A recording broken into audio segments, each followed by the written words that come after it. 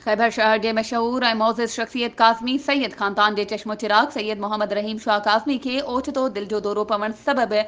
टंडो आदम जे रोशन अस्पताल दाख़िल कयो वियो, जिते हुन दम धणी हवाले कयो। जॾहिं त सैयद मोहम्मद रहीम शाह जो मड़ संदसि अबाणे शहर खैबर में पहुचण ते इलाइक़े जा सवे माण्हू संदसि रिहाइशगाह ते पहुची विया।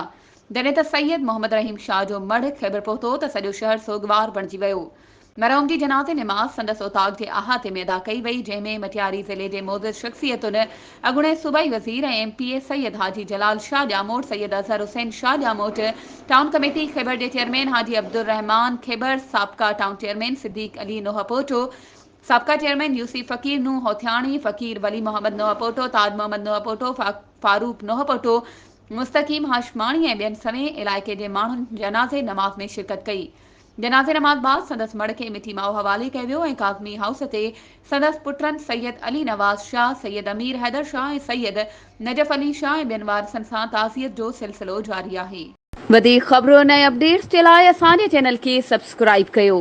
ऐं हा, बेल आइकन खे प्रेस करणु न विसारिजो त जीअं असांजी हर नई अचण वारी वीडियो तव्हां ताईं पहुची